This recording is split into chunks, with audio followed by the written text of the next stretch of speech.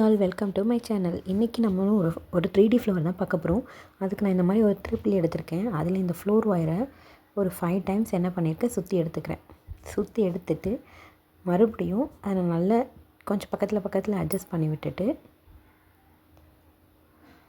இப்போது இதை நான் வேறு ஒரு ஆப்ஜெக்ட் வச்சு நான் இதை என்ன பண்ண போகிறேன்னா ரவுண்டாக மேக் பண்ணி எடுத்துக்க போகிறேன்.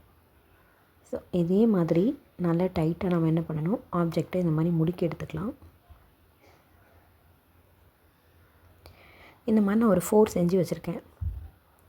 ஸோ இப்போ நம்ம அடுத்தது ரவுண்டாக நார்மலாக ஒரு ஆப்ஜெக்ட் ரெடி பண்ணி அந்த ஆப்ஜெக்டில் ரவுண்டாக மேக் பண்ணி எடுத்துக்கலாம். இதெல்லாம் நான் 7 பீசஸ் செஞ்சு வச்சுருக்கேன். அதில் 4 பீசஸ் வந்து இந்த மாதிரி பெட்டல்ஸ்க்கு முறுக்கி செஞ்சுருக்கேன். ஸோ இப்போ இதில் நம்ம ஸ்டோக்கிங் கிளாத்தையும் ஃபிக்ஸ் பண்ணிக்கலாம். நான் கீழே இருக்கிற 3க்கும் க்ரீன் கலரும் மேலே இருக்கிறதுக்கு பிங்க் கலரும் ஃபிக்ஸ் பண்ணியிருக்கேன்.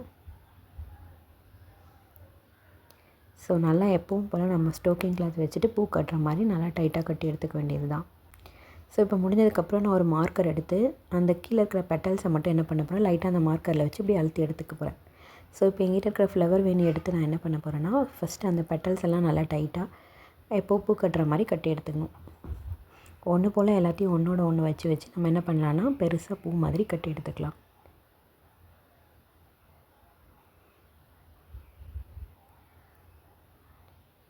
இது பார்க்க நல்ல ஒரு 3D ஃப்ளவர் மாதிரி பார்க்க அழகாக இருக்கும்.